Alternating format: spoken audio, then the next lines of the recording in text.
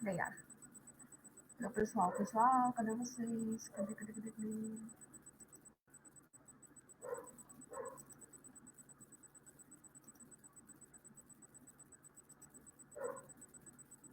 Vê se estão te ouvindo. Parou? Não tem ouvindo? Pergunta se estão te ouvindo. Hã? Pergunta se estão te ouvindo. Vocês estão ouvindo?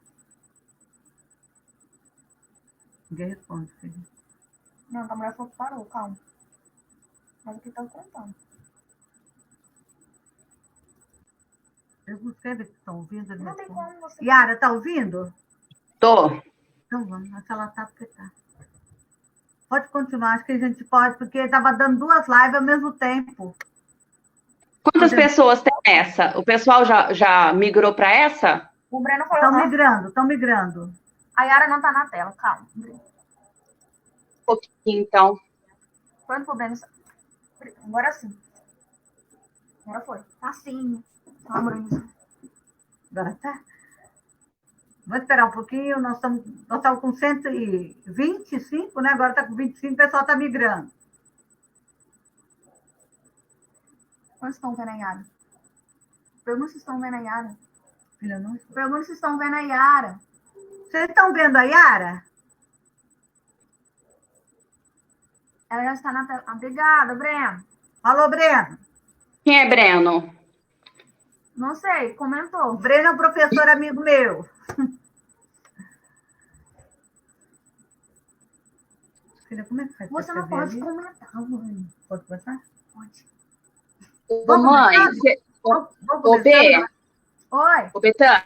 Oi. Eu vou pedir para uma pessoa adicionar a mãe no Facebook, você aceita aí rapidinho, senão ele não consegue acessar a live. Tá. Pode continuar, filha. Acessa aí, então, o Facebook da mãe. Eu já tô entrando. Tô entrando. Qual que é o nome? Ismael? Hã? Achadora. É. Vamos. Onde que parou, mãe? Onde que parou? É porque o meu tá dando 2 vozes ao mesmo tempo, eu não consigo diagnosticar. Vai continuar onde você... E aí, o pessoal... É a primeira vez, viu, gente? Onde que parou? Para você? Eu não consigo ver, porque eram 2 vozes, aí continuou falando. Agora Entendi. deu certo. Então, bom, então continua. Oi, Breno. Agora que eu tô vendo sua mensagem. Breno Costa. É o Breno. É o Breno, é. Ó, a Rosilene falou que eu parei aqui na roda dos rejeitados. Falou. Vamos esperar mais um minutinho que o pessoal tá entrando. Espera mais um minutinho, mãe. Pessoal, vocês desculpem porque começou a entrar outra live ao mesmo tempo e a voz chegava atrasada para mim, mas agora nós conseguimos acertar. Tá aceitando o pessoal aí, Bê? Já aceitei. Tá me ouvindo? Tô. Já aceitei. Oi, Breno. Aí, parou na roda dos rejeitados. Muito bem, ó. Aceitar. Viu? O pessoal tá prestando atenção. Ó. Parabéns aí, ó. Vailton, Simone. Quem mais falou? Adriana Martins, Rosilene Rose, Adriana de novo, Rosilene, ó, o pessoal tá de parabéns, tá todo mundo prestando atenção. Eu acho que a gente poderia... Será que espera mais um pouco? Ah, espera mais um minutinho, mãe. Eu vejo Peraí, pessoal, paciência. Quantas lives as pessoas não conseguem fazer, porque não dão conta, né? Até que erramos, já estamos caminhando, né, filha? Viu? O pessoal tá voltando, mãe. Espera um pouquinho. Tá. Ó, o pessoal tá pedindo para aceitar no Facebook, Bê, o pessoal tá comentando. Ah, desculpa. Obrigada, Adriana. Ai, então, esse pessoal desconhecido é tudo para entrar na Aline Martins, voltou?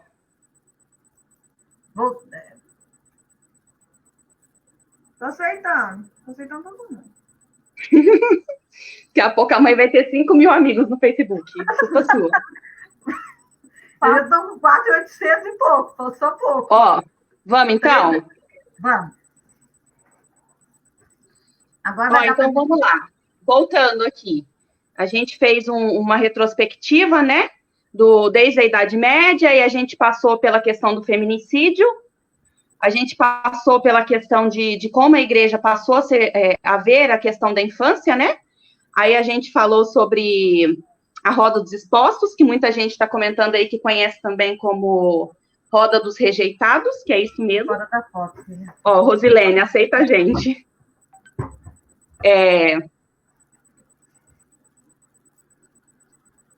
Vamos lá, então. E aí, gente, a gente vai vir novamente de um longo período sem pensar a respeito dos direitos da criança e do adolescente, né? A última coisa que a gente conseguiu pensar enquanto igreja foi a Roda dos Expostos. Mas aí a gente tem, lá em 1927, a criação do Código de Menor, que vai, né, depois ser transformado em ECA lá na frente, bons anos depois. Só que o Código de Menor, ele tinha um caráter muito mais punitivo, né? Ele não tem o caráter educativo que a gente consegue ter hoje no ECA. Então, era a questão da punição mesmo, da questão do jovem infrator, né? Que naquela época não era visto dessa forma, era visto como delinquente. E aí, uma coisa que eu acho importante falar para vocês, quando a gente fala de criança e adolescente, a gente falava antigamente menores, né? Muita gente fala, o menor, o menor, o menor. Hoje em dia não é correto falar isso, por quê? Utilizava-se esse termo menor porque ele era visto como menor, como inferior à pessoa adulta, né? E aí, com a criação do Estatuto da Criança e Adolescente, a gente extinguiu, né, esse termo, e aí a gente passou a utilizar o termo adolescente, né? Quando a gente está falando até 18 anos de idade.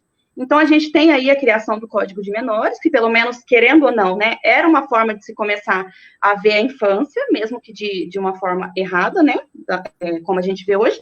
E aí a gente vem lá a partir de 1942 até 1944, 45, a pensar a extinção da Roda dos Expostos. Ou seja, mesmo com a criação do Código de Menor, a criança, né, e o adolescente, quando crescia, ele ainda era visto como função da igreja. Então, ele não era visto como função do Estado, né? Então, o Estado, ele não cumpria a função de zelar pelos direitos da criança e do adolescente. Então, a gente vai ter só lá em 1945 a extinção da Roda dos Expostos.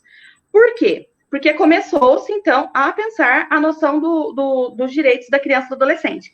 E aí a gente tem, em 1945 também, a primeira vez que a sociedade, o próprio Estado, ele começa a pensar também na gestante, o que é um avanço muito grande. É a primeira vez que a gestante ela passou a ser pauta de discussão, justamente porque as crianças estavam nascendo sem nenhum tipo de suporte, né? E aí a gente vem, aí, em 1942, um período extremamente autoritário, a criação do SAM, que é o Serviço de Atendimento ao Menor, né? A gente ainda tinha a questão do menor, que logo após veio a criação do que a gente conhecia como FEBEM, né? Anteriormente era FENABEM e hoje é Fundação Casa. Então, pegava-se os adolescentes, as crianças delinquentes naquela época, né? Não eram jovens infratores, e colocava lá dentro juntamente com as crianças e adolescentes órfãos da época.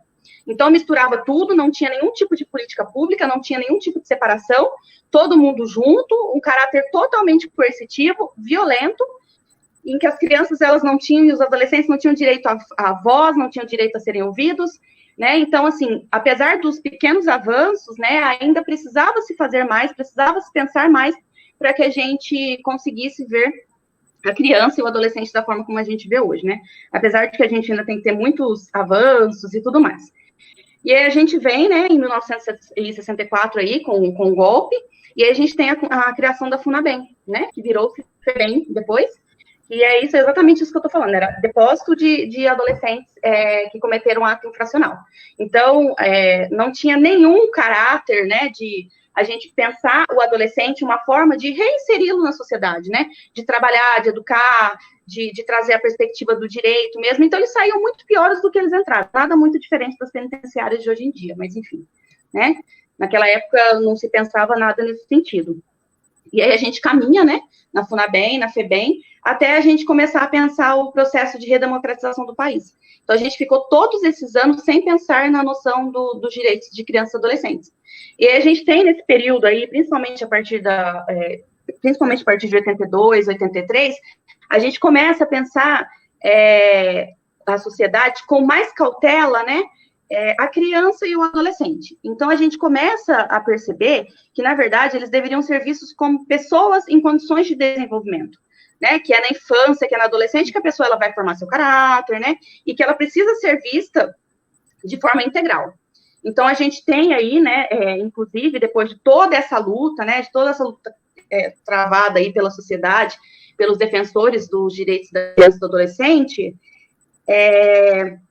nesse período mesmo de redemocratização, a nossa Constituição Federal, né, promulgada em 88, e aí a gente tem dentro da Constituição Federal, fruto de muita luta, né, a gente não tem como a gente falar que não, a gente tem aí, inclusive, dentro da nossa Constituição, estatutos voltados exclusivamente para o que a gente fala de questões relacionadas aos direitos da criança e do adolescente. Então, a gente tem, por exemplo, lá o artigo 227, que fala que é dever da sociedade, do Estado e da família zelar pelos direitos integrais da criança e do adolescente, seja nas questões relacionadas ao lazer, educação, saúde, enfim. Então, a gente começa a perceber, né, a criança e o adolescente que precisaria ter algo focado para eles, não mais da mesma forma que a gente via antigamente, né? A gente não conseguia pensar noções de direitos. Os direitos da criança e do adolescente eram os mesmos direitos do adulto, do idoso, do jovem e tudo mais.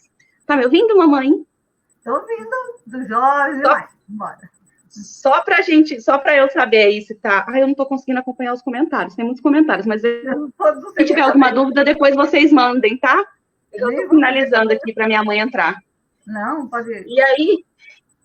E aí a gente tem, né, em 1988, então, dentro da nossa Constituição, o artigo 227 e 228 voltado para a criança e para o adolescente, e aí a gente tem, né, e aí eu falo isso com muita alegria, em 1990, a criação do nosso Estatuto da Criança e do Adolescente, que é fruto, né, foi o que eu já falei, de muita luta. E o Estatuto da Criança e do Adolescente, ele né, ao meu ver, e ao ver de diversos especialistas da área, quem sou eu, né, o que há de mais avançado no quesito direito de criança e adolescente.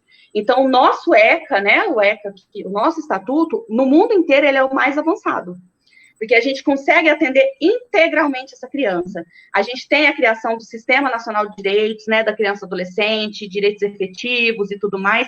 Então, a gente consegue pensar plenamente, e a gente passa a ver a criança e adolescente como pessoa em situação de desenvolvimento. Então, a gente para de ver a criança e o adolescente naquele caráter de coitadinho, de dó, que não tem direito nenhum, e a gente passa a ver como pessoa em situação de desenvolvimento, que é o que a gente fala. E aí, dentro da criação do Estatuto da Criança e do Adolescente, a gente vem, né, num processo aí, a partir de 1990, de muitos avanços, né? E aí a gente pensa, inclusive, em crianças que antigamente a gente falava órfãos, né? Hoje a gente já fala em crianças que não possuem suporte familiar, a gente repensa a FEBEM, né? Então, a gente tem as questões relacionadas à Fundação Casa, né? Com um caráter muito mais educativo. A gente tem essa distinção, né? Além, né, para se chegar até a Fundação Casa, a gente tem outros tipos de medidas socioeducativas, né? Para a gente evitar que o adolescente ele vá e volte pior, né, do que ele entrou. E aí a gente sabe que muitas vezes ele vai justamente por conta da falta do Estado, né? Isso não vem ao caso agora, né? Do abandono estatal, da falta de políticas públicas, enfim. E aí, nesse avanço aí do Estatuto da Criança e do Adolescente, né, a gente começou, a gente assim, né, as pessoas aí ligadas na área, porque eu não era nem nascida, começou-se a pensar,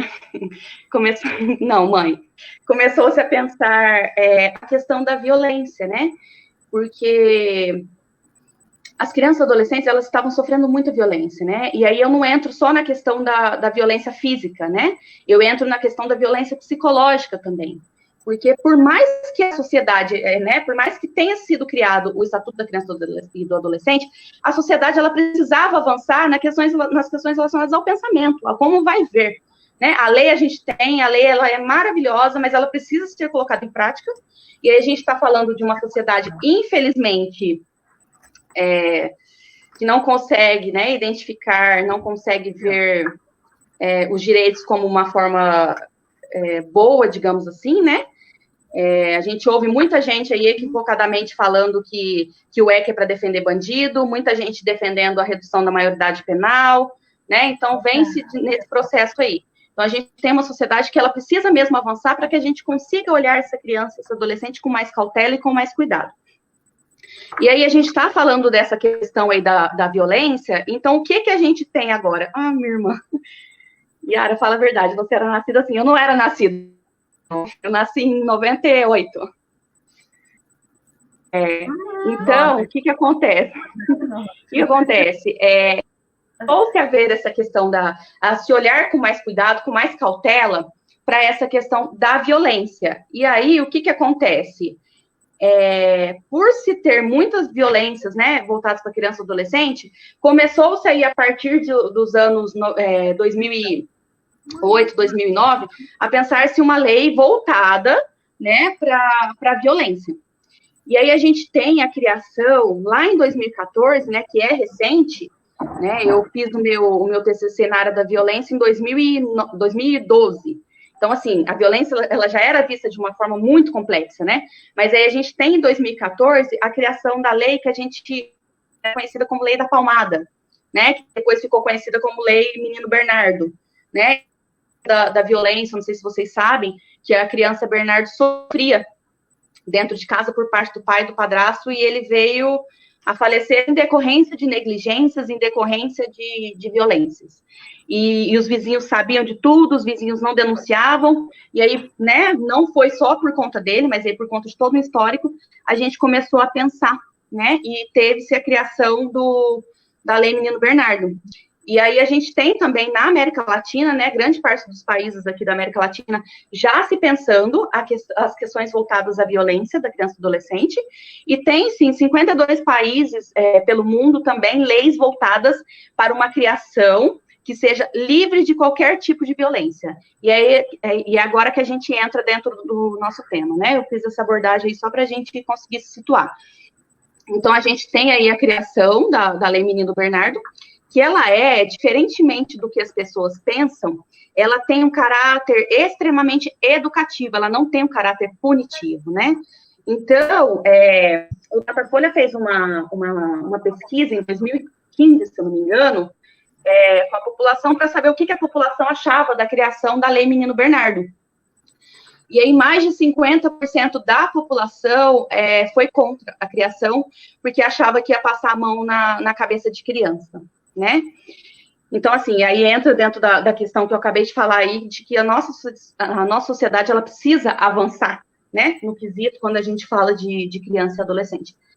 E aí, o que a gente tem que pensar, né? Por que a gente teve uma lei voltada para o fato das crianças serem educadas sem qualquer tipo de discriminação, sem qualquer tipo de crueldade, sem qualquer tipo de situação degradante? Porque é justamente na primeira infância, né, os prejuízos, né, os grandes pesquisadores da área já provaram que é dentro da primeira infância que se tem o sucesso do desenvolvimento humano. Então, o que acontece? O desenvolvimento, tanto cognitivo quanto emocional, ele é proveniente das relações de afeto estabelecidas na primeira infância. Então, se a gente fala de uma criação pautada na agressão, pautada nos gritos, né? E aí é o que eu falei, não só agressão física, agressão psicológica também, que, né, é tão complicada quanto a agressão física, quanto o castigo físico, né? Antigamente a gente falava castigo, a gente consegue pensar que realmente precisa se avançar nesse sentido, né? E o que acontece? Já é provado também, né? Muita gente vira e fala assim, eu apanhei quando eu era criança e não morri. A gente ouve muito isso. Sim. Não morreu, né? Mas com certeza, por mais que você não perceba, você carrega traumas de uma infância pautada na violência. E aí, inclusive, principalmente a gente voltando agora para as mulheres, a chance de uma mulher aceitar violência doméstica dentro de casa quando ela teve uma infância pautada na violência é muito maior. E aí ela aceita e ela naturaliza, né? Muitas vezes ela aceita, ela está numa relação extremamente complexa, complicada, pautada na violência, e ela não consegue identificar isso. Porque isso é normal para ela. Ela cresceu num ambiente assim, em que o homem ele mandava, né? Em que a mulher ela não conseguia estabelecer uma relação aí de de estar no mesmo patamar que o homem, né? Enfim, que é o que a gente já está cansado de saber também. Eu, enquanto assistente social, mais ainda, porque eu lido diariamente com isso. Então, a mulher, ela naturaliza, né? Então, principalmente a mulher, né? A gente está falando de mulher nesse caso. E aí, o homem, né? Quando ele vai estabelecer uma relação de afeto com outra pessoa, e aí eu estou falando nesse sentido agora, por enquanto, na relação aí heterossexual, ele também quer estabelecer uma relação de que ele está acima da mulher. Porque ele viveu dessa forma, ele sofreu violência, e ele precisa, de alguma forma,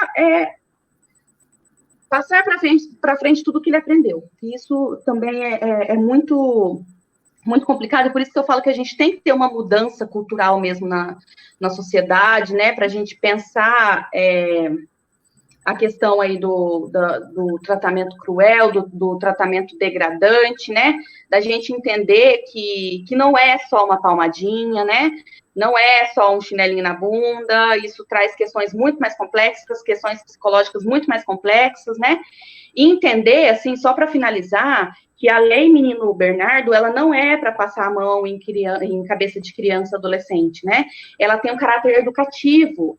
Muitas vezes as pessoas pensam que se bater na criança, adolescente, na criança nesse caso, né, a gente está falando de primeira infância, se bater na criança, ela vai ser presa, a polícia vai entrar dentro de casa, não funciona dessa forma. A lei, ela não está aqui para prender pessoas, né, até porque quem faz esse trabalho de ir na casa, identificar, encaminhar, né, para o CRAS, para o CREAS, encaminhar para que assistente social, psicólogo faça algum tipo de intervenção, é o Conselho Tutelar, né, que é o órgão responsável por garantir e zelar pelos direitos da criança e do adolescente. Então, a polícia não vai bater na porta da pessoa e prender a pessoa porque ela está batendo na criança, não é dessa forma que funciona, né? Se identificar, né, que essa mãe, que esse pai está extrapolando, né, quando a gente fala de questões de violência, o caráter, ele vai ser muito mais educativo, né, e a gente pensa em questões relacionadas a trabalho com a sociedade, enfim, da mesma forma que a gente pensa também a questão, hoje em dia, das medidas socioeducativas. Então, assim, não é passar a mão, né? É pensar essa criança e esse adolescente como pessoa em desenvolvimento. Para que a gente entenda que olhar para a primeira infância é olhar para um futuro, né? É olhar para uma pessoa que está em desenvolvimento, para que ela consiga ter condições, inclusive, de lá na frente estabelecer uma relação de igual para igual, né? Seja com filho, com família, profissional, que ela consiga lidar com seus sentimentos, né? Então, assim, pegar essa criança, e aí minha mãe vai falar um pouco mais disso agora, é sentar na mesma altura, é olhar no olho, é explicar, né, é não bater, é não ter situações degradantes, né, aquela mãe que bate em criança na fila da escola, né, que chega gritando, que passa vergonha na criança, no adolescente, na frente da família, enfim, mas aí a minha mãe, ela vai poder falar um pouquinho mais disso, ela explica um pouquinho mais sobre isso, e aí depois eu volto a falar, se vocês tiverem alguma dúvida, eu volto, eu explico um pouco mais, tá bom? Era só mesmo para dar uma introdução aí no tema para vocês. Obrigada, Yara, né, pela participação. Para quem não está aqui, a Yara é assistente social, é minha filha. E eu trouxe a Yara para que ela realmente dê um depoimento de... Ô, mãe, deixa eu mandar um beijo para a Regina, porque eu tô com muita saudade dela e estou me sentindo muito pressionada dela estar na live, porque ela foi minha professora na graduação. Que bom, eu adoro a Regina. E a Yara, ela foi, não só a Yara, como meus 3 primeiros filhos, e agora uma adoção aí aos 14 anos, né? E eu trouxe a Yara para que depois ela pudesse falar um pouco sobre quanto que foi, né? O que a infância dela, a criação dela, mediado pelo diálogo, trouxe para ela como experiência de vida, tá? Então, a Yara colocou, eu venho aqui mais para reforçar a fala da Yara e mostrar, né? Ela coloca aí a questão, historicamente falando, né? Do que representou nossas crianças historicamente, até chegar no Estatuto da Criança e do Adolescente, que a elaboração desse estatuto foi fruto de muita luta, de muitos conflitos de ideia, mas que acabou sendo, pelo menos no campo teórico, colocado, né? Aconteceu no campo teórico, embora a Yara colocou os vários avanços que o Estatuto da Criança e do Adolescente promoveu e vem promovendo nas políticas públicas no Brasil. Então, quando eu falo, né, quando a gente propôs esse tema de trabalhar essa questão do desafio, eu pensei exatamente nisso. O ECA traz propostas, o ECA nos deixa claro como é que as nossas crianças e adolescentes devem ser tratadas. Porque eles não podem ser vistos como pessoas diferentes, são seres humanos. Eles devem ser trabalhados para uma formação de uma maneira diferenciada, porque eles estão no processo de formação. E é exatamente nesse momento da infância que vai resultar no adulto que ele vai ser, né? Que adolescente que ele vai ser, que jovem que ele vai ser e que adulto ele vai ser. E a Yara colocou uma questão fundamental, né? Quer dizer, a infância, a criança sofrer violência na infância, isso traduz historicamente em posições, muitas das vezes, de submissão, pessoas que acham que apanhar é natural, né? Que outros que acham que bater também é natural. Então, eu penso que a gente discutir esse tema hoje, numa época de pandemia, em que as pessoas estão todas fechadas em casa, as nossas crianças estão em casa, não estão, né, na escola. Isso não quer dizer que os professores não estejam trabalhando, estão trabalhando até mais, né, e de uma maneira muito mais intensa do que ali na escola, porque as cobranças são muitas, não vou entrar nessa questão, uma próxima live, claro, mas hoje as nossas crianças, elas estão em casa. E a gente tem percebido de maneira assim, muito clara, né, nas redes sociais e aí na comunicação de modo geral, como tem aumentado o número de violência contra as nossas crianças e adolescentes, como também na questão das mulheres. Quando ela começa a se rebelar, ela quer colocar em prática algumas questões, ela percebe que ali tem alguém que se coloca como superior a ela. Então, aí começam os conflitos domésticos. E aqui eu não vou trazer nenhuma receita de como se educar. Né? Eu não estou aqui colocando em jogo visões de especialista, mas uma experiência de educar de uma maneira diferente. Que é possível se criar, que é possível se construir pessoas mais humanas, pessoas que conseguem enxergar o mundo de uma outra possibilidade. Isso é extremamente fundamental para que a gente comece a construir uma sociedade mais humana, mais justa, e uma sociedade que saiba dialogar com os diferentes, que saiba perceber que o outro tem um valor na minha vida da mesma proporção que eu tenho que ter valor com o outro. É essa relação que a gente tem que construir. Para isso, a gente tem que entender, né, uma concepção muito importante que eu sempre coloco e que eu sempre trago, que nós somos o que a sociedade produziu na gente. Tá? Ou seja, se a sociedade produziu pessoas violentas, nós vamos ser violentos. E nós só temos duas saídas. Se nós recebemos violência na infância, ou nós vamos reproduzir essa violência como imposição de poder, ou a gente vai se libertar. Né? Ou a gente vai buscar caminhos para que os nossos filhos, as pessoas, crianças que estão diretamente ligadas a nós, nossos alunos, não passem pela mesma experiência degradante, né? Experiências dolorosas que nós passamos na nossa infância. Então, em relação a isso, é bom a gente estar começando a salientar, né? Que a gente vive nessa sociedade que vai impondo, que via de regras que a gente pode colocar. Vou falar, Odila, eu vou falar sobre isso. Nós somos resultado, Yara, esse jeito da Yara é fruto da própria formação que nós, né, proporcionamos a ela. E que nós somos resultados, né, dessas relações sociais nas quais, né, nós estamos imersos nela, numa sociedade que produz padrões, né, de comportamentos e valores que, conforme o texto e o contexto, nós vamos o quê? Né, colocando isso, reproduzindo. Então, eu parto do princípio de que educar, né, não é exigir que os nossos filhos sejam o que nós somos. Mas educar é proporcionar às nossas crianças a capacidade de construir a sua autonomia. Mas as nossas crianças precisam de direcionamento. Elas precisam ser reveladas como ser individual, mas ao mesmo tempo ser coletivo.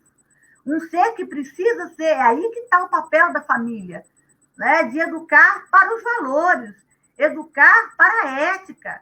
Então, as nossas crianças, à medida que elas vão tendo e sabendo que elas estão protegidas, elas vão construindo a sua própria relação com o mundo. Então, o que vai acontecer? Exigimos muito das nossas crianças o que nós não fazemos, né? Nós exigimos que as nossas crianças falem baixo, mas nós gritamos com os nossos filhos. Nós exigimos que os nossos filhos façam uma tarefa num determinado momento e que, para ele, aquele momento não é o melhor momento. Mas nós não queremos que os nossos filhos nos cobrem aquilo que nós não queremos fazer. Então, aí que vem a necessidade da construção do diálogo. É difícil, é extremamente difícil a gente construir essa relação mediada pelo diálogo. Por quê? Porque nós fomos, historicamente, claro que não todos, mas a maioria das pessoas, elas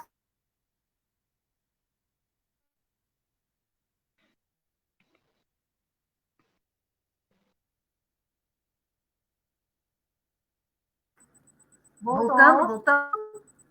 Cadê Yara? Voltou? Voltou. Então, a gente precisa, né, mediada, nós somos formados para essa visão do autoritarismo, do machismo, de que, né, o homem tem o poder, e isso vai sendo estabelecido historicamente, e é difícil a gente quebrar esse paradigma. É necessário que a gente construa novas concepções de mundo. É necessário, mas para isso, a gente tem que estar aberta a essa visão. As nossas crianças não são miniaturas nossas. Nossas crianças são fruto de uma existência da autonomia.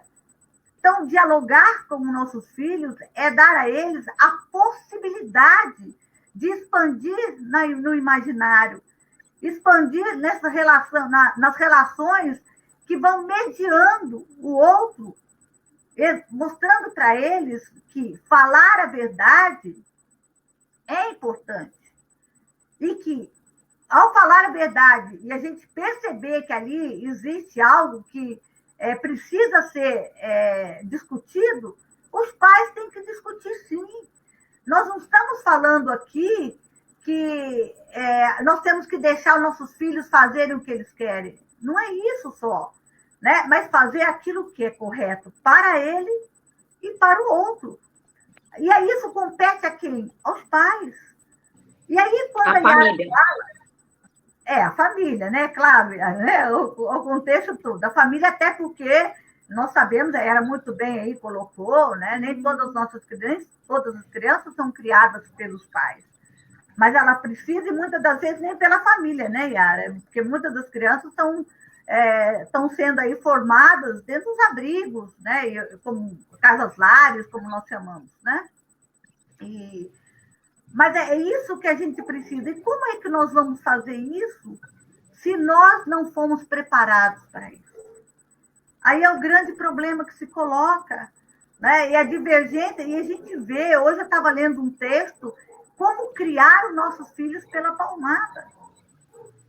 Ou seja, eu não posso exigir, eu não posso usar da violência, seja ela a violência, né, da dor, da violência física, como da violência moral, como a violência da palavra. As nossas crianças, por mais difícil que seja, ela vai ter que entender, mas ela vai entendendo no processo de que é necessário fazer com que a compreensão pelo diálogo. E o que isso impede, né? O que está por trás de todo esse contexto? Nós temos um levantamento. Ô, mãe. Oi. E a gente precisa também compreender, né, que a história ela traz a família como uma instituição inviolável, né, em que a gente não deve questionar o papel do pai e o papel da mãe na criação das crianças. E aí se a gente parar para fazer uma análise, né, a gente pensa quantas crianças não foram violentadas em seus direitos fundamentais, Perfeito. Quando a gente passa a pensar a família como algo extremamente coercitiva e que não deve ser violado o seu direito de tratar a criança e o adolescente da forma que quer, né? Perfeito, né, Yara? Exatamente isso. E aí é que a gente pode trazer isso como exemplo para a nossa vida. Agora, fatores que a gente precisa levar em conta, quer dizer, a maioria está valendo hoje pesquisa que boas partes das pessoas, dos responsáveis que violentam seus filhos, eles foram fruto da violência. Quer dizer, como é difícil, como é que nós podemos superar esse processo se não for aquilo que está enraizado, aquilo que é herança. É a herança que a história deixou, a herança da marca. Eu sempre uso como exemplo com os meus alunos, quando criança, né, e muitas pessoas falam, aquela professora ela é brava, ela xinga, ela bate, mas foi com ela que eu aprendi. Aí eu pergunto, o que você aprendeu com ela? Aí eu não lembro, mas eu passei de ano. E o que ficou guardado na história dela, no íntimo? Aquela professora era brava, era autoritária, mas o que ela aprendeu, isso não ficou marcado. Isso é muito complicado nessa relação que nós estamos vivendo. E Paulo Freire, né, como todo mundo sabe, eu tenho, né, a minha história de vida é construída a partir do diálogo, até pela própria formação humana freiriana que eu tive. Paulo Freire coloca uma experiência dele de ir falar lá no SESI, na década de 60, por que os pais não deveriam bater nos seus filhos. E ele fez uma fala maravilhosa de cantar os olhos, de chorar. De repente, um pai levanta lá no fundo e diz assim, eu concordo com o que o senhor está falando, mas a casa que o senhor mora, a história que o senhor tem, não é a mesma que a minha. E muitas das vezes, ou a maioria das vezes, eu bato nos meus filhos, não porque eu quero violentá-los, mas eu bato nos meus filhos para que eles durmam, para que a fome não mate, né? Para que ele não sofra com a fome. Então, a gente precisa perceber, né, que muitas famílias violentam seus filhos porque eles são fruto dessa violência, como Paulo Freire. Na verdade, eles são frutos, né, da própria opressão social, né, que vem numa conjuntura aí econômica muito complexa, com alta taxa de desemprego, né, com uma violência estrutural. E aí, quando a gente fala de violência estrutural, a gente está pensando no abandono do Estado mesmo. Né? Eu estava lendo alguns comentários aqui falando, né, que com a pandemia as pessoas têm passado fome, né, que tudo tem piorado, mas a pandemia ela só vem para mostrar que o Estado ele abandonou a sociedade há muito tempo, porque se não tivesse abandonado, a gente teria condições hoje, né, de passar por uma pandemia sem passar por todas as questões que a gente está vivendo. E aí, mãe, rapidinho, só fazendo um parêntese rapidinho, né, eu deixei de atuar no CREAS aí há 2 meses e meio, e eu estou no CRAS há 2 meses aí para contribuir aí com a proteção básica da assistência, e eu tenho percebido, né, até dentro aí dos meus estudos, e agora muito mais dentro da atuação, que mudou-se o perfil de pessoas que têm procurado o CRAS, atrás de comida, atrás de condições, né, de criar os filhos. Eu tenho percebido, por exemplo, né, no CRAS que eu estou agora, um número grande de mães procurando a nossa psicóloga, a Cleo, para dialogar, para conversar, porque não está aguentando as crianças dentro de casa, e aí entra dentro da questão de que a escola, isso só vem mostrar que a escola, ela está cumprindo há um tempo uma função que não é dela, porque ela pode colaborar, mas não é função da escola educar. Mas aí entra também dentro da questão de que muitas vezes aí vem aí dentro do que você falou, os pais, né, ele vem dessa violência estrutural e muitas vezes ele também não dá conta, né, ele vem de uma jornada aí estressante de 8 horas por dia, ele não dá conta de chegar em casa e dialogar e conversar e sentar e fazer uma tarefa, né. Então, assim, a questão das mães também, por isso que a gente está lutando aí pela ampliação aí da licença maternidade, né, para que a gente consiga pensar a questão do afeto com um pouco mais de cuidado e cautela. Perfeito, Ana, muito bem, né? Eu estou vendo alguns comentários, não estou conseguindo acompanhar os dois ao mesmo tempo, ainda sou muito ruim, mas eu vi assim rapidamente o comentário da Larissa. que ela nunca esquece do meu primeiro dia de aula. Eu nunca esqueço do primeiro dia que eu dei aula para ela. A pergunta que ela me fez: professora, eu não estou entendendo nada. E aí a gente viu que nós entendemos muito depois, né, Larissa?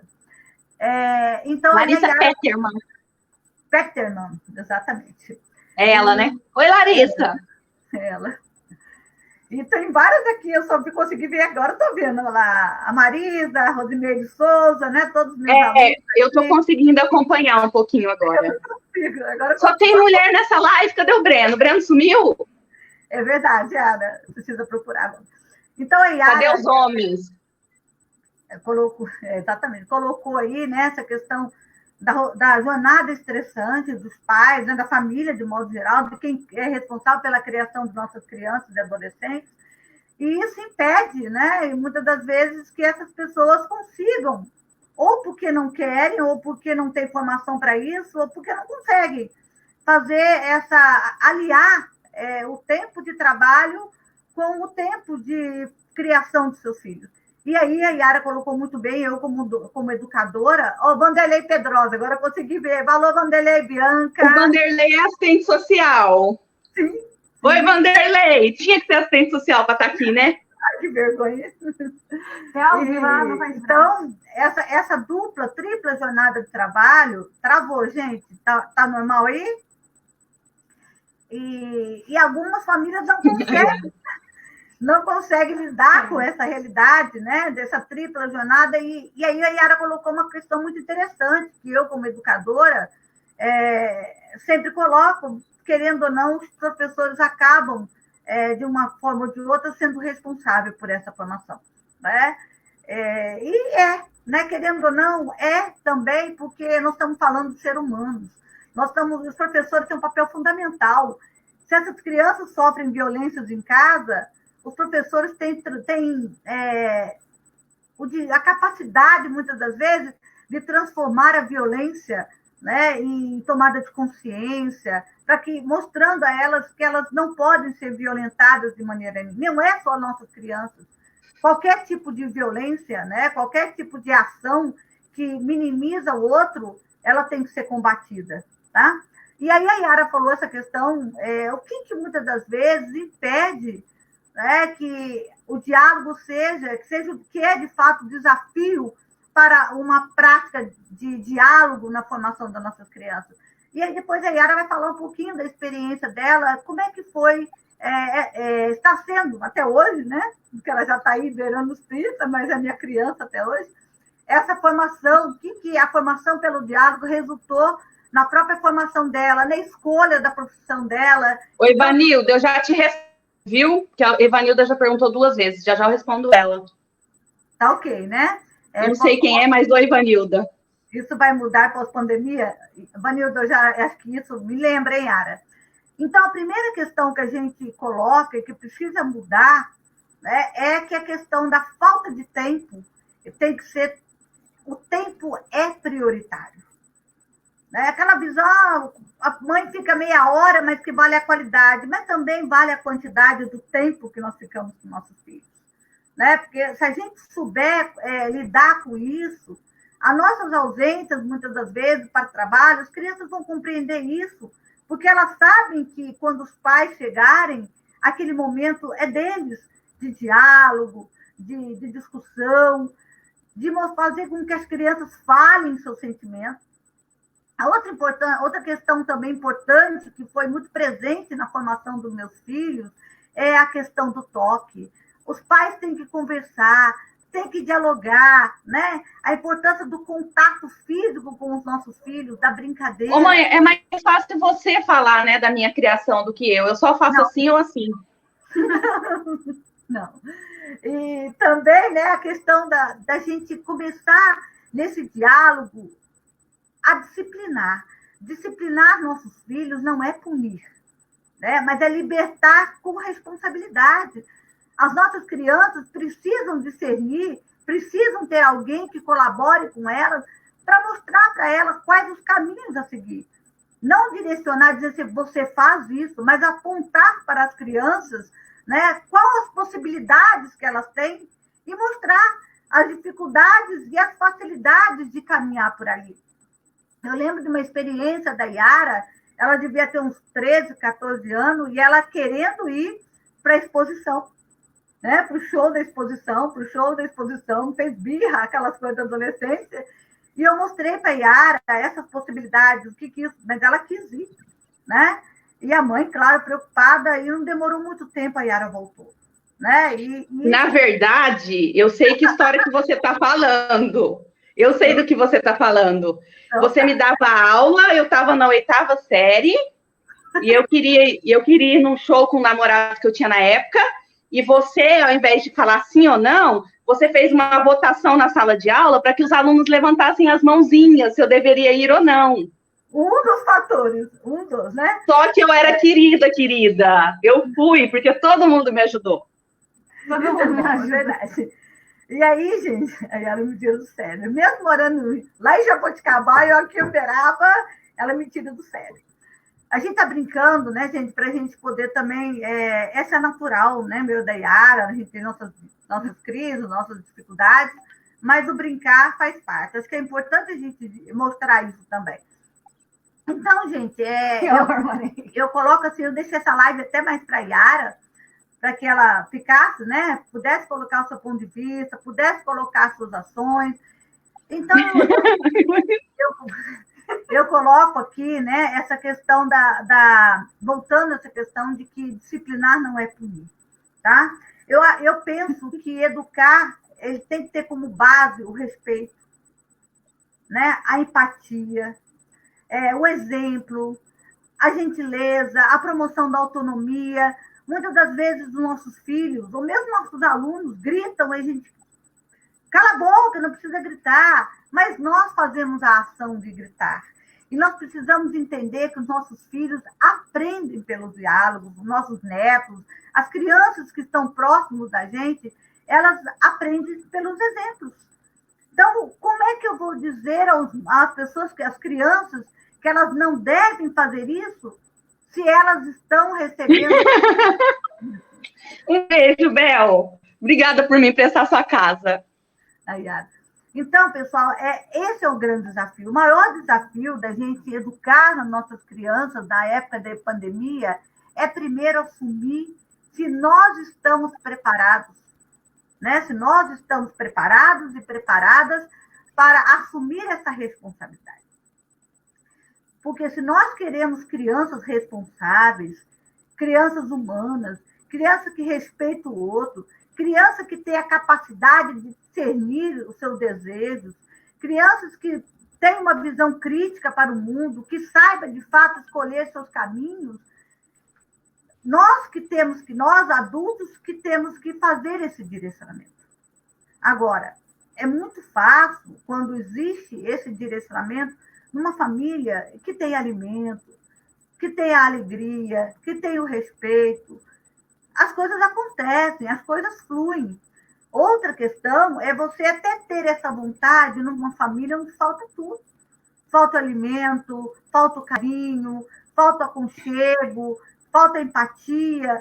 Então, são realidades totalmente diferenciadas. Então, o nosso desafio é saber se mais do que o desafio na criança, é o desafio de nós responsáveis e de realmente direcionar o caminho. Nós temos, de fato, né, a condição de migrar para uma educação efetivamente emancipadora. E eu coloco assim, para finalizar isso, para deixar essa questão para a Yara, porque nós não estamos aqui dando exemplo, nós estamos aqui mostrando essa necessidade, tá? Que não adianta bater, não adianta gritar, porque isso só gera, né, heranças e heranças negativas. E muitas das vezes eu vejo muito no Facebook, olha, eu apanhei, isso não me fez falta. Né? E aí, será que você tivesse sido, tivesse sido criado, vamos dizer, se formado pelo diálogo, será que a resposta que você daria não seriam outras, as respostas não seriam outras? Então, a gente precisa realmente preparar para isso. Essa convivência, os pais têm que reaprender a ser pais, para que eles possam fazer com que os nossos filhos sejam adultos resolvidos socialmente, adultos que saibam, né, mostrar a importância que o outro tem na nossa vida.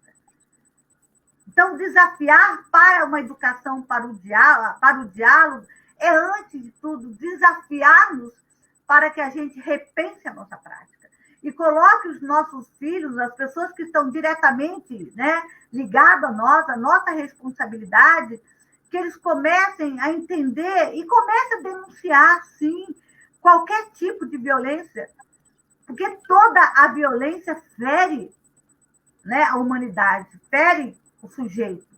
Então, nós precisamos nos libertar para isso, tá?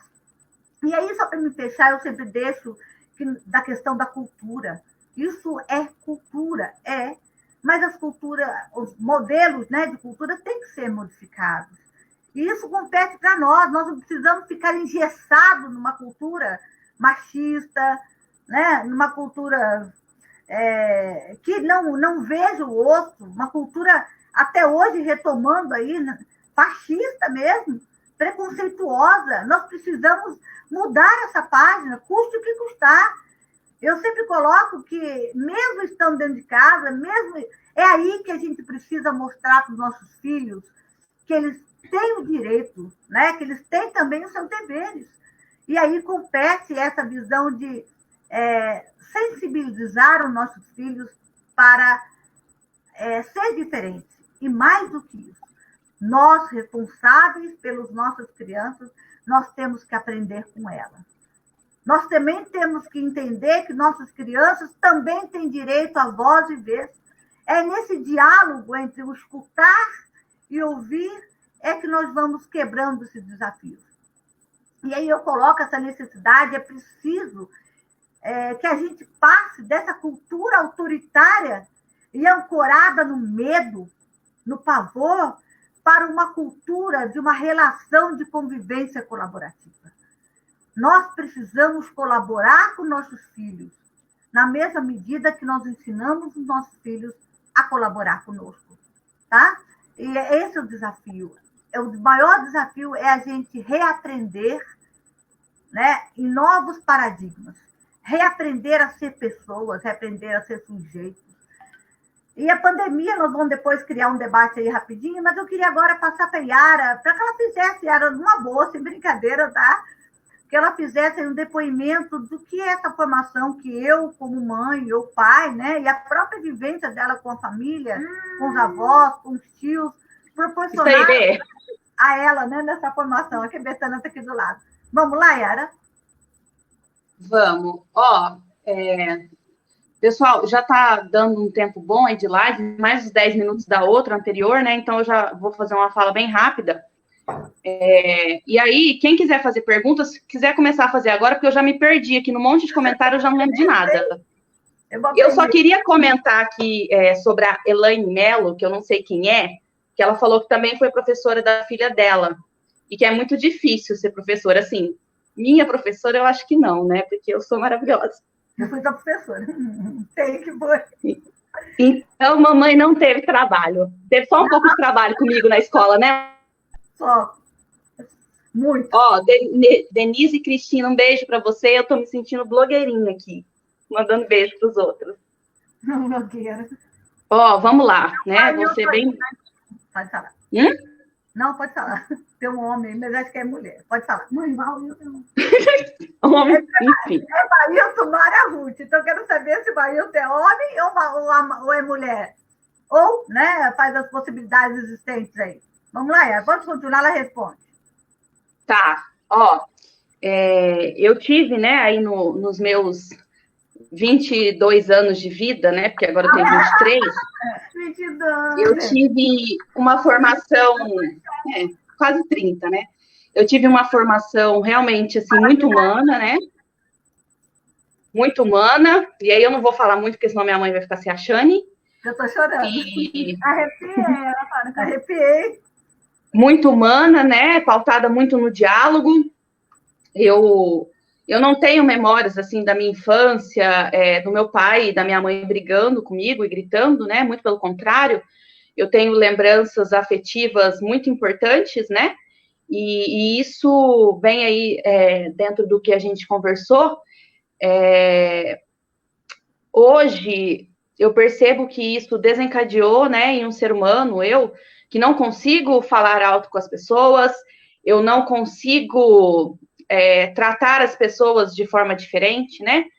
E isso não é só porque eu e Yara me construí assim, não, é porque, né, eu tive realmente uma base para isso, eu tive uma formação para isso, né, que me possibilitou ser assim, uma formação muito aberta, né, em que mamãe e papai sempre me deram muita liberdade para fazer minhas escolhas, né, graças a Deus, porque se não tivesse me dado, eu seria Ponte Pretana, e eu sou bugrina.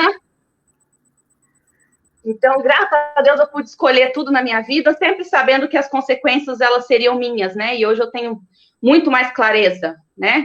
Então, assim, justamente por conta de todo esse afeto, e esse afeto, ele transcende, né? Ele passa para os meus irmãos, né? Porque eu tenho uma relação muito afetuosa com meus irmãos, e principalmente com a Betânia, e todo mundo sabe disso, né? Mentira! Não, mãe, que horror, mas... Enfim, que a gente tem uma relação muito boa, e eu acabei desempenhando, junto com a minha mãe, essa maternidade junto à Betânia, né? Já que quando ela nasceu, eu já era um pouco mais velha. E aí, isso me possibilitou, inclusive, né? Não. E aí, eu costumo dizer, assim, né? Teve uma frase, quando eu estava lá na crise do quarto período, quinto período, né? Todo mundo fala que o serviço social, todo mundo passa pela crise do quarto período, do quinto período. Eu me lembro perfeitamente de conversar com uma professora e chorar muito, porque eu queria trancar o curso, né? Porque, assim, eu já estava indo para o sexto período com aquela ideia de que eu não sabia nada, né? De que eu não tinha adquirido nenhum conhecimento e de que eu não sei, de que eu não sabia, né? Se eu conseguiria exercer a profissão e se eu seria uma boa profissional, uma boa assistente social. E eu me lembro perfeitamente da professora Marta olhar para mim e falar assim, Yara, você não escolheu o serviço social te escolheu. E Parou. Ih, foi a internet dela. Já? Parou, filha. Foi a internet dela. Porque você tá normal. Já, volta a falar. voltou? Voltou. E aí ela vem me...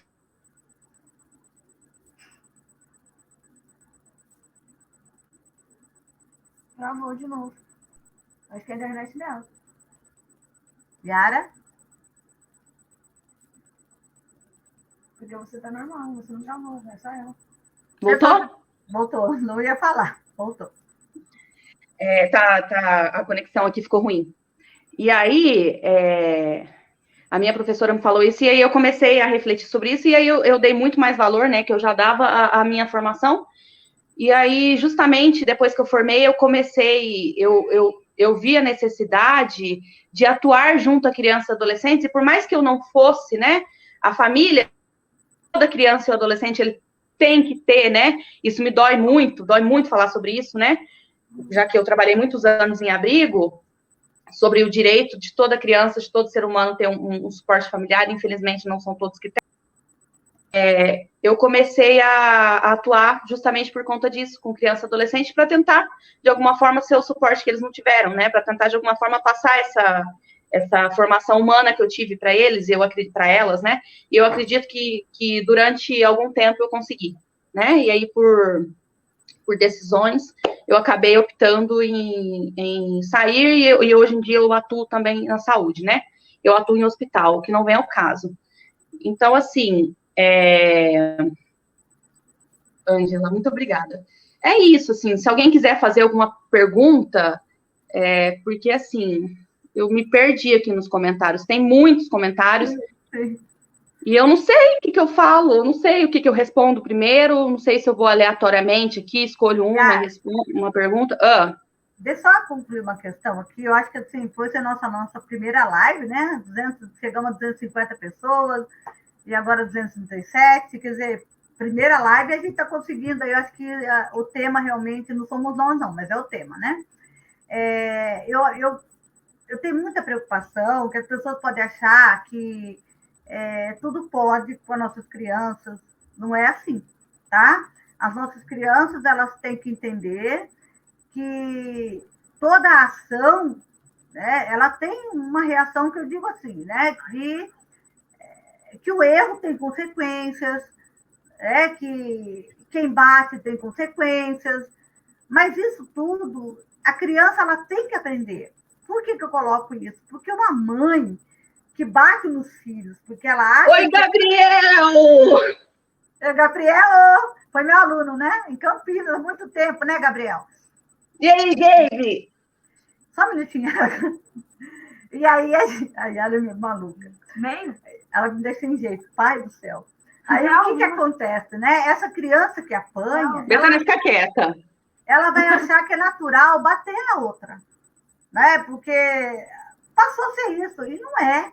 Né? As crianças, elas têm que ser conversadas, os pais, os responsáveis, têm que mostrar para as crianças as consequências que a vida, né, traz a ela, caso ela não caminhe de uma maneira que, vamos dizer assim, socialmente falando, de uma maneira justa, de uma maneira ética.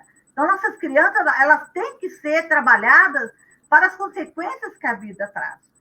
Eu não gosto daquela discussão que a criança, nós temos que preparar a criança para a vida, ou seja, deixar a criança sofrer. Para que a gente antecipa o sofrimento? Então, a gente tem que mostrar que aquela atitude dela pode gerar sofrimento. É isso que nós precisamos trabalhar. E a escola, ela tem um papel, os professores têm um papel fundamental aí.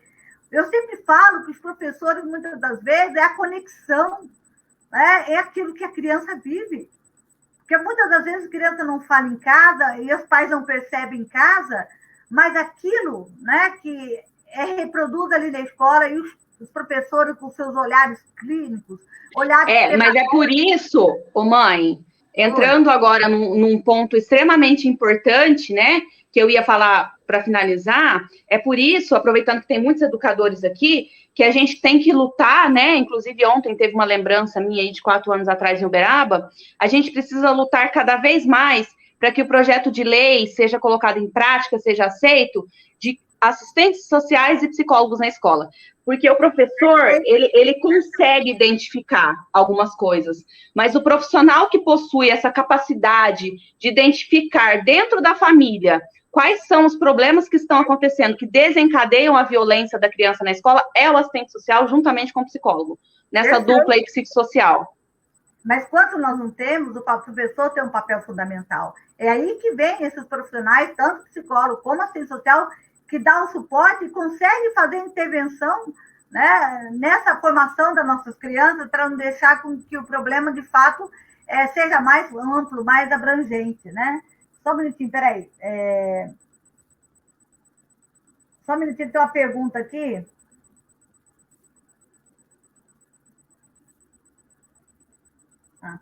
Então, depois eu respondo aqui, é importante a pergunta dele, né? Como lidar com a questão do contato físico pós-pandemia. E eu só queria dizer isso, eu acho que nós estamos diante de um desafio. Ninguém tem resposta, tá? Ninguém tem resposta para o que será daqui para frente. A única certeza que eu tenho é que a família tem que aproveitar esse tempo com nossos filhos. Se não está sendo fácil viver com a pandemia para nós que somos adultos, imagine as nossas crianças, né? Nossos adolescentes. Mudou tudo. Se nós não conseguimos lidar com essa relação, imagine eles. Né? Ou seja, eles sabem o que é, lavar o que é, mas eles não sabem o que isso historicamente representa para a humanidade. Tá? E é essa relação. Agora, o que vai ser isso depois da pandemia? Né? Como nós vamos lidar com a escola? Eu penso que esse é o momento, ninguém quer a pandemia, ninguém quer o sofrimento. Né? E olha aí o número de pessoas morrendo diariamente, eu falo assim, só saindo um pouquinho do assunto, mas voltando, né, em breve, essa pandemia, hoje ela está mais próxima, ontem e hoje eu perdi um aluno muito amigo e perdi também um colega, né, do Covid-19. Isso é muito triste, né? Mas, assim, o que é o momento do repensar, né? É o momento da gente perceber se isso que nós estamos lidando com nossos filhos, de fato, é o melhor. Porque a nossa vida era a vida da tecnologia, celular, eu sou uma que estou ali toda hora. E muitas das vezes nós trocamos as redes sociais por um momento com o diálogo com os nossos filhos, sejam eles crianças, adolescentes e jovens. Diálogo, ele é diferente do monólogo, né? Então, assim, o pai tá ali, o pai e a mãe estão ali na internet, né? E aí a criança, o adolescente pergunta, é sim, não, é cala a boca, né? Não faz assim. Então, assim, a gente tem que compreender mesmo a importância do diálogo em todas as relações que perpassam o ser humano, né? E, Odila, só para rapidinho, antes que eu me esqueça... Responde para ela, Olha a Ana. Oi, Ana Marta. Ana Marta é assistente social aqui em Jaboticabal, junto comigo. Ela está no outro hospital. Odila, é isso mesmo, né? A gente tem que deixar claro, muito claro, a questão da necessidade da gente lutar e aproveitar esses 30 anos para que a gente consiga, né, mostrar de fato a importância dele, principalmente nessa onda conservadora que a gente vem passando, né? Quando a gente ouve de representantes que o ECA tem que ser jogado no lixo, né? Então, a gente realmente precisa pensar, e aí quem for de Uberaba, né, aproveitar e procurar a Odila para pensar essas ações aí dos 30 anos do ECA. A TT tá aí. E a Ana Marta entrou aqui agora, eu vou aproveitar a Ana Marta, coitada, e já propor a ela aí para a gente pensar aqui em Jaboticabal quais serão as nossas ações dos 30 anos do ECA, viu, Ana Marta? E é isso aí, né, gente? Eu acho que agora a Yara só vou permitir que ela faça, a gente responde isso. E isso é importante, né? Fechando, que nós, pais e professores, que nós respeitemos, né, cada um. Porque cada criança tem uma maneira, cada aluno tem uma maneira. Então, a gente precisa estar preparado. Não é fácil. É um desafio permanente. Eu acho que nós precisamos reaprender a aprender tudo de novo. A pandemia está colocando valores, né, sentimentos, tudo por água abaixo. Acho que a gente precisa reconstruir isso. Mas reconstruir com seriedade, reconstruir para e passo, observando se as nossas ações, de fato, não vai causar algum dano à emoção do outro, à emoção das nossas crianças. Então, discutir a pandemia, penso que discutir essa questão do diálogo em época de pandemia, ele passa a ser importante, porque talvez hoje nós precisamos aí entender que é da necessidade de nos rever, né? De rever nossos sentimentos, de rever as nossas dores, de rever as nossas ações que nos diminuem, ou as nossas ações que diminuem ao outro. É o momento de repensar. E a escola, né? Só entrando um pouquinho para a gente fechando, eu realmente não sei como que as nossas crianças vão chegar na escola. Até porque eu não sei como é que os pais, como é que os professores estão lidando hoje com essa realidade. A única certeza que eu tenho, né, é que o Covid, em que pese todas as dores, né, que a gente passa, ele tem que trazer pelo menos algo que não saia melhor desse processo, né? Como que a gente sai melhor desse processo? É realmente repensando as nossas atitudes, repensando as nossas ações, repensando as nossas práticas diárias com os nossos filhos. Nossas relações, né, com o outro, né? Como a gente enxerga o outro, como a gente está lidando com as relações sociais. Perfeito, né? Eu acho que é bem por aí mesmo. Eu acho que para nós não está sendo fácil, não está sendo fácil para mim, como não deve estar sendo fácil para a Yara, porque o nosso contato era pelo menos semanal, né? E agora a gente chega a ficar até quase 2 meses longe, mas eu acho que esse distanciamento é amor a nós e amor ao outro, né? Porque nós temos que respeitar essas dores. E eu creio que estamos aprendendo, né, Yara? A nossa primeira live, virão outras com a Yara, agora não mais com a Yara, mas com outras pessoas, e a Yara com outras pessoas também. Eu acho que tudo é aprendizado. Nós temos que ter humildade para entender que nós somos aprendentes. E quando a gente aprende no sofrimento, a aprendizagem ela é mais amarga, mas eu creio que os frutos são mais valorosos, né? São mais produtivos. E é isso, é realmente assim... Oi, Raquel! Então, como é que... Pode falar, eu estou falando que eu estou me sentindo lisonjeada de ter minhas professoras da graduação aqui no chat. A Raquel, Raquel é maravilhosa, ela tem feito um trabalho maravilhoso aí também, eu tenho acompanhado lá no Goiás. E é isso aí, eu acho que a gente vai ter que realmente repensar. Eu quero sim, né? Eu tentei proporcionar para a gente fechando essa live. Eu quero que vocês, além disso, façam os comentários, que vocês também façam os comentários no Facebook, até para a gente poder, na próxima live, aumentar, né? E fazer as críticas também. Eu acho que nós estamos aqui para aprender, né? Eu acho que as críticas, elas são produtivas, e isso é importante. Mas eu queria, assim, eu busquei fazer a formação, como eu disse, eu tenho 3, né, filhos menores, assim, perdão, que foram criados desde que nasceu, propriamente dito, conosco, 2 filhos biológicos e 2 filhos adotivos. Então, eu tive a experiência de construir as nossas crianças pelo diálogo, pelo afeto. Eu tenho agora, né, como falei, um adolescente aí, beirando 16 anos, a gente sabe que é diferente, né? Até pela história de vida. A história de vida traz marcas doídas, e até para nós, como é que nós vamos lidar com uma pessoa que, vamos dizer assim, chegou para a gente já, entre aspas, né? Porque eu não acredito em toda a formação plena, mas já formado de um aspecto, está sendo assim, um desafio muito grande. Beijo, João! Ele não está aí não, tá? De lidar com essa outra realidade. E eu estou tentando aí transportar isso para minha neta, para a Ana Rita, essa formação pelo diálogo. Mostrar para ela hoje, eu não quero fazer birra, eu dei a ela o direito de escolher. Se ela queria ficar comigo, com o pai, com o avô, com os tios, e almoçar conosco, ou ela gostaria de almoçar sozinha. E as consequências... Ou ela gostaria de almoçar com a titia madrinha. Ela online, né? Então, é bem por aí, gente. Eu queria assim, que a Yara fechasse, e eu vou tentar responder algumas coisas aqui, e a gente fecha essa live, que já está indo aí para 1h30 de live, né, Yara? Você quer fechando, né? Eu não sei nem se vai rolar responder comentário. Coitado desse povo aí esse tempo todo. Muita gente. Podemos mandar isso, não sei se existe a possibilidade de mandar isso para o nosso Facebook, se isso fica gravado, para que a gente possa responder. Quantas pessoas aí, que eu não consigo ver quantas pessoas tiveram? Agora 230, mas chegou a 251. Agora 251.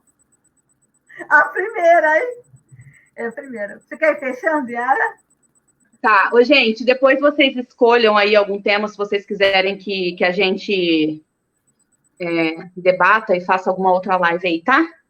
É isso, né? Ô, mãe, eu acho que não vai rolar mesmo responder questões, porque vai ficar muito longa essa live, né? Muito longa, mas eu queria... Eu tô com fome, eu não comi. Falando isso mesmo. Yara, eu queria que agora, eu tenho uma musiquinha assim... Vamos lá. Desafinada, totalmente fora, mas acho que se as pessoas ligarem aí, né, o microfone, alguém que puder, para a gente cantar um pedacinho de uma música, é preciso amar as pessoas como se não houvesse amanhã. O que vocês acham? Vamos todo mundo junto, gente? Eu acho que eles não conseguem ligar o microfone. Será que não? Vê aí, consegue ou não? Não consegue, mãe, é só você ir. Só você não consegue ligar, mas eu vou aprender, né? Então, mãe, pelo amor de Deus, não faz isso com as pessoas, não precisa cantar. Então tá. Fica de boa, pelo amor de Deus. Preserva a sua imagem, vai virar meme na internet. Eu acho que assim, nós colocamos assim, só para responder uma questão que o nosso professor é desafiante, que aqui a Juliana colocou que muitas das vezes os professores ficam muito mais com as crianças do que a próprios responsáveis. Eu digo que os professores são guerreiros, né? São pessoas guerreiras e guerreiros que muitas das vezes transportam, né, todas, até além do que é necessário para a criação de nossas crianças. Como hoje os profissionais da saúde estão aí, né, transcendendo para poder estar ali salvando vida, lutando pela vida em época de pandemia. Os nossos professores são assim diariamente, né, e tentando reconstruir, né, essa humanidade, tentando realmente essa questão. Espera um pouquinho, o que foi? Manda um beijo. Quem tá falando? Não sei cantar, gente. Pelo amor de Deus, eu não vou cantar. Manda a Yara, manda um beijo para a Yara Preto. Mãe, manda um beijo para ela. Manda um beijo para a Yara. Aqui, a Betânia. Não, a outra Yara, não é. A outra Yara. Oi, Yara. Yara. Um beijo. Então, vamos deixar. Oi, Yara. Yara, vamos desafinar um pouquinho? Não, não vou desafinar. Deixa eu finalizar essa live, pelo amor de Deus, não me faça isso. Não vou cantar. Gente, nós Me estamos priva. brincando, mas, Pode cantar, fica à vontade. eu não sei cantar. Então, É preciso fica... amar as pessoas como se não houvesse o amanhã. Acabou. Finaliza a live, gente, e a gente promete que não, a gente brincou um pouquinho, porque 2 horas quase realmente não é fácil. Tá? E eu, assim, agradeço as pessoas, não sei se a gente conseguiu colocar, né, que a live realmente foi aquilo que vocês esperavam, mas a gente prepara muitas coisas e chega no final, as coisas não acontecem, tinha tantas coisas na cabeça, mas a gente acaba improvisando. E eu agradeço, não canso não. Sei, eu acho que valeu. Agora você tá pra cantar. Yara, tô pedindo pra você cantar, Yara. Eu não tô cantando nada, gente. Tô de boa aqui, ó. E, gente, eu acho que se eu for... Mãe, posso cantar uma música pra você? Não, só canta e fecha. Eu levo sempre comigo, em todo campo que eu vou, a bandeira do verde e branco, símbolo do torcedor, brinco de ouro, a nossa taba. Acabou. Engraçado, gente, que ela é bugrina e eu sou ponte pretana. 2 times de Campinas, rivais, e a gente está conseguindo trabalhar isso, né, dentro de casa, uma nunca desrespeitou a outra por conta disso. Ainda bem que nós duas temos uma visão política que caminha, né, de esquerda e defendemos nossos ideais. Eu acho que tudo isso faz parte do nosso conhecimento e até a próxima live, que vocês deixem aí, né, um tema para que a gente possa estar debatendo e... Não sei, acho que é isso. É isso. É a primeira vez. Pessoal, olha aqui, muito grata, né? Estou amando as duas. E agradeço a todo mundo mesmo. Eu preciso aprender a ler e a falar, né, ao mesmo tempo. Também. Eu não estou conseguindo seguir aqui. Também não. A única questão que eu queria deixar assim para as pessoas, para os meus alunos, que é uma palavrinha que todo mundo sabe, que nas minhas aulas eu sempre deixo muita evidência, que é arrepiei. Né? Me arrepia quando eu vejo os alunos falarem, colocarem os seus problemas, colocarem as suas convicções. Tá? Então, eu deixo um abraço a todos. Yara, você canta demais. Canta mesmo, né? Falou, gente. Eu sei, gente. E até a próxima live. Tchau. Beijo, gente. Tchau. Muito obrigada.